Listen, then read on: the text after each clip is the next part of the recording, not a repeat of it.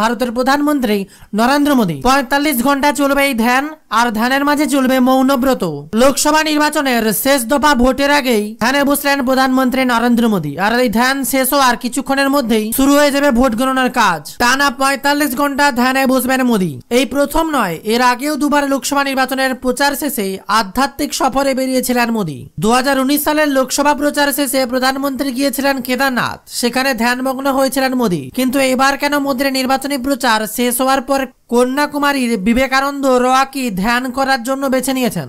১৮৯২ সালে এই কন্যাকুমারী উপকূল থেকে একটি দ্বীপ সাঁতরে গিয়ে সেখানে ৩ দিন ধ্যান করেছিলেন এবং জ্ঞান অর্জন করেছিলেন স্বামী বিবেকানন্দ। প্রধানমন্ত্রী নরেন্দ্র মোদীও সেই একই শিলা বেছে নিয়েছেন, যাকে এখনো বিবেকানন্দ রক মেমোরিয়াল বলা হয়। বিজেপির লোকসভা নির্বাচনের প্রচারের সমাপ্তি উপলক্ষে ৩০ মে থেকে ১ জুন পর্যন্ত সেখানেই ধ্যানমগ্ন থাকবেন প্রধানমন্ত্রী নরেন্দ্র মোদী। ২০১৯ সালের নির্বাচনী প্রচার শেষের সময় প্রধানমন্ত্রী মোদী উত্তরাখণ্ডের কেদারনাথ মন্দিরে ২ দিনের জন্য পরিদর্শন করেছিলেন, যেখানে তিনি ১৫ ঘন্টা একান্তবাসে ধ্যান করেছিলেন। তার আগে ২০১৪ সালে প্রধানমন্ত্রী মোদী মহারাষ্ট্রের প্রত্যাগড় পরিদর্শন করেন এবং ছত্রপতি শিবাজির প্রতি শ্রদ্ধা নিবেদন করেন।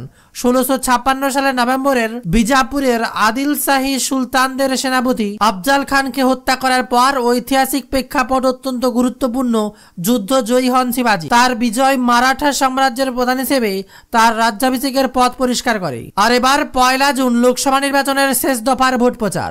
৮ রাজ্য এবং কেন্দ্রশাসিত অঞ্চলের ৫৭টি আসনের ভোট গ্রহণ ওই দিন। ওই দফাতেই ভোট রয়েছে মোদীর কেন্দ্র বারাণসীতেও।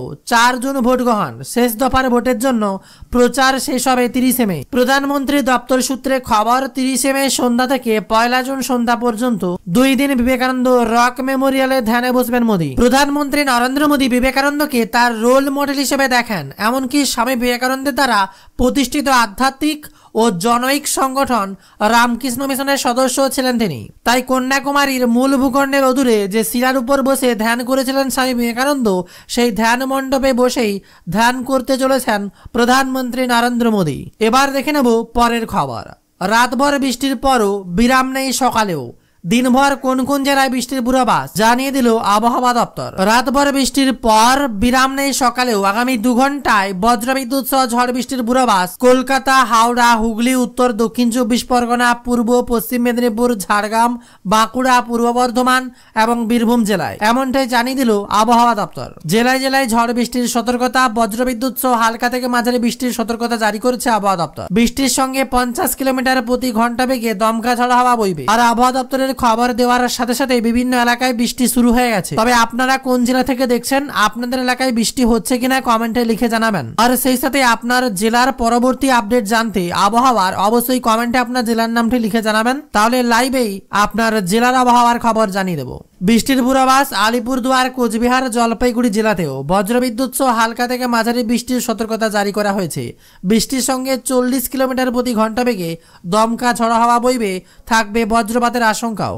জানা যাচ্ছে রিমেলের টানে দেশে আগাম বর্ষা ঢুকছে। ঘূর্ণিঝড়ে চলে যাওয়ার সঙ্গে সঙ্গে বর্ষার গতি বাড়ে। দক্ষিণ পশ্চিমী বায়ু আরো একদিন আগেই, অর্থাৎ নির্ধারিত সময়ের ২ দিন আগেই কেরলে ঢুকে পড়লো। এর আগে আন্দামানের ৩ দিন আগে ঢুকেছিল বর্ষা। গত ১৯ মে আন্দামানে ঢুকেছিল বর্ষা।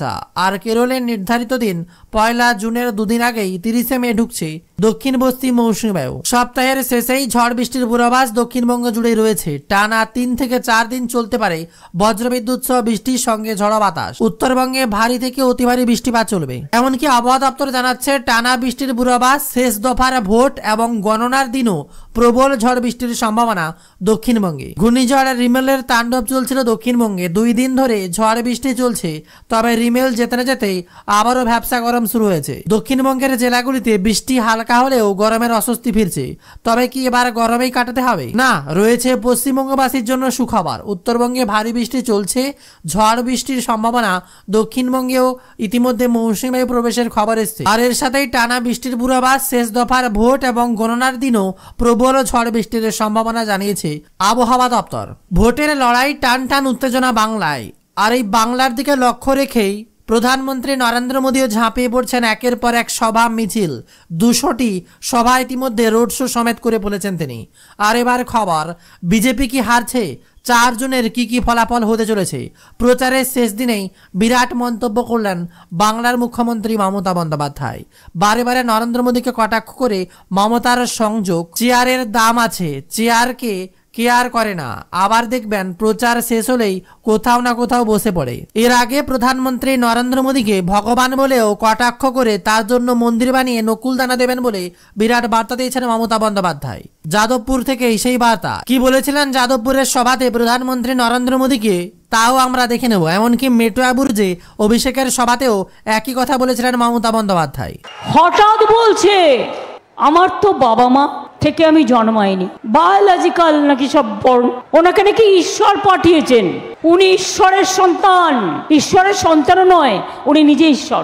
এবং 2047 সাল পর্যন্ত ওনাকে নাকি ঈশ্বর কাজ করতে বলেছেন, তাই উনি করবেন। আচ্ছা বলুন তো, যদি কেউ নিজেকে ভগবান বলে, ভগবান কি কখনো নির্বাচনে দাঁড়ায়? না ভগবান রাজনীতি করে, না ভগবান দাঙ্গা করে, না ভগবান খুন করে, না ভগবান কুৎসা করেন। তুমি যদি ভগবান হও, বলো একটা মন্দির করে দিয়েছি ছোট্ট করে, বাতাসা দেবো, নকুলদানা দেবো, একটু ফুল দেবো, একটু তুলসী দেবো, একটু বেলপাতা দেবো, দরকার হলে একটু বিচুটি পাতাও রাখবো, যাতে ভগবানকে পিঁপড়ে না কামড়ায়। ইনি করবেন, দেশ চালাবেন, ওনার আন্ডারে দেশ সুরক্ষিত থাকবে, দেশ চালাবেন। কিন্তু আমায় চোখ যদি কেউ দেখায়, তাহলে কিন্তু জেনে রেখো আমি বন্দুকের থেকেও ভয়ঙ্কর, আমি সুনামির থেকেও ভয়ঙ্কর, আমি টর্নেডোর থেকেও ভয়ঙ্কর, আমি তুফানের থেকেও ভয়ঙ্কর। তাই তো বলছি, মোদি যাক, দেশ থাক, মোদি যাক, সংবিধান থাক, মোদি যাক, শান্তি থাক, মোদি যাক, মানুষ থাক, মোদি যাক, সংবিধান থাক, মোদি যাক, সংস্কৃতি থাক, মোদি যাক, সভ্যতা থাক, মোদি যাক, আমার দেশটা, আমার মাতৃভূমিটা বেঁচে থাক। মা গো তোমার ভালোবাসায় জীবন আমার ধন্য, মা গো তোমার সান্নিধ্যে হৃদয় আমার পূর্ণ, মা গো তোমার মিষ্টি হাসি দেখতে ভালোবাসি, তুমি যখন রাগ করো মা চুপি চুপি আসি। কখনো ভাবি ভয় পাবো না, মা যে স্নেহে ভরা, ভয় ভুল করলেই ভয় পাই যে কখন পড়বো ধরা।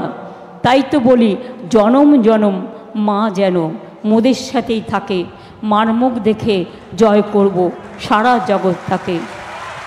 আজ আমার নিজের মা নেই, কিন্তু আপনাদের মুখ দেখলেই আমার মায়ের কথা মনে পড়ে, আমার ঘরের কথা মনে পড়ে। আপনারাই আমার পরিবার, আপনারাই আমার সব।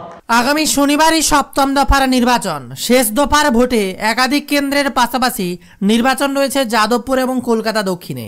বৃহস্পতিবারই প্রচার শেষে তিনি সকাল থেকে সন্ধ্যা পর্যন্ত ভোটের প্রচারে ইতি থেকে উতি ছুটছেন যাদবপুর লোকসভা কেন্দ্রের তৃণমূল প্রার্থী শাওনি ঘোষ ও কলকাতা দক্ষিণের লোকসভা কেন্দ্রের প্রার্থী মালা রায়ের সমর্থনে প্রচার করেছেন তৃণমূল সুপ্রিমো। এদিকে আবার ভোট প্রচারে দেশের মধ্যে এগিয়ে রয়েছে বাংলা, জানিয়ে দিল খোদ নির্বাচন কমিশন। সমাপ্তির 75 দিনের তাপ উত্তাপে এরাজ্যে প্রায় 1 লক্ষ সভা মিছিল সহ নানান কর্মসূচি হয়েছে। নির্বাচন কমিশন যা জানিয়েছে, কোন রাজ্যের ভোট প্রচারে এত বেশি সভা মিছিল হয়নি।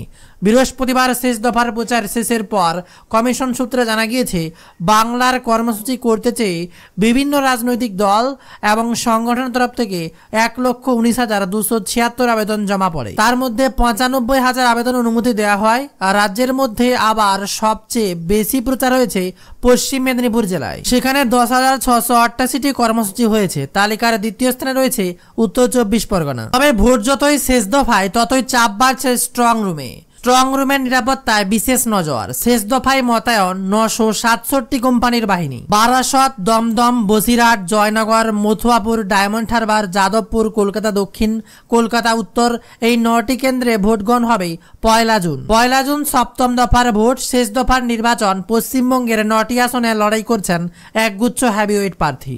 অভিষেক বন্দ্যোপাধ্যায়, সুদীপ বন্দ্যোপাধ্যায় থেকে শুরু করে তাপস রায়, সৃজন ভট্টাচার্য সকলেই থাকছেন সেই তালিকায়। এদিকে আবার প্রচারের শেষ লগ্নে ধ্যানে বসছেন মোদী, তা নিয়ে খোঁচা দিলেন বাংলার মুখ্যমন্ত্রী মমতা বন্দ্যোপাধ্যায়। 48 ঘন্টার জন্য পাবলিসিটি স্ট্যান্ড বলে কটাক্ষ মমতার। শেষ বেলার প্রচারে পদযাত্রায় ঝড় তুললেন দলনেত্রী মমতা ব্যানার্জি। মমতার প্রশ্ন, ক্যামেরা নিয়ে ধ্যান করার কি দরকার? তবে শুধু কটাক্ষই নয়, কয়েকশো দিনের কাজ নিয়েও এদিন বিজেপিকে এক হাতে নেন মমতা। সব ঠিক থাকলে বিজেপি এবার ক্ষমতায় ফিরছে না, সে ব্যাপারে আশাবাদী তিনি। প্রচারের শেষ বেলায় দলের তরুণ ব্রিগেডকে সঙ্গে নিয়েই সে কথা জানিয়ে দিলেন তৃণমূল সুপ্রিমো। তার কথায় 48 ঘন্টার জন্য পাবলিসিটি স্টান্ট দেখাচ্ছেন। তবে যার ধ্যান করার ইচ্ছা করুক না, ক্যামেরা নিয়ে ধ্যান করার কি দরকার, এমনই কটাক্ষের সুর শুনলেন মমতা ব্যানার্জি। তবে বাংলার রাজনৈতিক প্রচার যেমন জমজমাট, এবার এনার্জির নাম মমতা বন্দ্যোপাধ্যায়। বাড়ির বাইরে থেকে টানা 2 মাস শতাধিক নির্বাচনী সভা, ভাবা যায় তাও আবার প্রচারের শেষ দিনে দলীয় প্রার্থীদের হয়ে ভোট চাইতে রাজপথে 12 কিলোমিটার পদযাত্রা করেন তৃণমূল নেত্রী। আর তাতেই বুঝিয়ে দিলেন এখনো তার শক্তি ভরপুর উদ্যম, কাজ করার খিদেও প্রচুর। আর অপরদিকে উড়িষ্যার দিকে নজর রাখলে জগন্নাথই জয়ের রাস্তা। কলিঙ্গ যুদ্ধে পুরীর মন্দির ঘিরেই রণকৌশল বিজেপি বিজেডির। ধর্মকাটায় নবীন পট্টনায়ককে মিথ্যে মরিয়া এবার গেরুয়া শিবির। দেখতে দেখতে লোকসভা নির্বাচনে পৌঁছে গিয়েছে শেষ ধাপে। 1 জুনেই সপ্তম তথা শেষ দফার ভোটাভুটি, যার মধ্যে রয়েছে উড়িষ্যাও। 4 দফার ভোটে এবার নবীন পট্টনায়কের দলকে কি টেক্কা দিতে পারবে বিজেপি, সে কথা জানা যাবে 4 জুন। কিন্তু তার আগেই যেটা হলপ করে বলা যায় তা হলো উড়িষ্যার ভোটে সবথেকে বড় ফ্যাক্টর রাম মন্দির নয়, পুরীর জগন্নাথ মন্দির। আর সেই লড়াই শুরু হয়ে গিয়েছে বছরের গোড়া থেকে। তারপর যত সময় এগিয়েছে তত এ রাজ্যের ভোট প্রচারে জগন্নাথ দেবী থেকেছেন একেবারে কেন্দ্রবিন্দুতে। বিজেপি চেষ্টা আর কুসুর করেনি। জগন্নাথ মন্দিরের রহস্যময় রত্নভাণ্ডারকে ইস্যু করে তুলেছেন মোদী। 2018 সাল থেকে রত্নভাণ্ডারের একটা চাবি পাওয়া যাচ্ছে না। পুরীর জগন্নাথ দেবের রত্নভাণ্ডার খোলার জন্য দরকার মোট 3টি চাবি। একটি চাবি থাকে গজপতি রাজার কাছে, একটি চাবি থাকে মন্দিরের সেবায়ত ভাণ্ডারে, আরেকটি অর্থাৎ 3য় চাবি থাকে পুরীর জেলা শাসকের দায়িত্বে। এই 3য় চাবিটি পাওয়া যাচ্ছে না। প্রধানমন্ত্রীর এই 3য় চাবিটি হারানোর নেপথ্যে রহস্য নিয়ে প্রশ্ন তুলছেন উড়িষ্যার বিজেডি। সরকারের ভূমিকা এক্ষেত্রে সন্দেহজনক বলে মনে করছেন মোদী। কেবল মোদী নন, স্বরাষ্ট্রমন্ত্রী অমিত শাহও এভাবেই রত্নভাণ্ডারের চাবির উল্লেখ করে আক্রমণ শানিয়েছেন। পুরীর বিজেপি প্রার্থী সম্বিত পাত্রের হয়ে প্রচারে এসে এই ইস্যুকেই বেশি জোর দিয়েছেন তারা। আসলে পুরীর ধর্মভীরু মানুষের কাছে রত্নভাণ্ডারের চাবি হারানোটা একটা সংবেদনশীল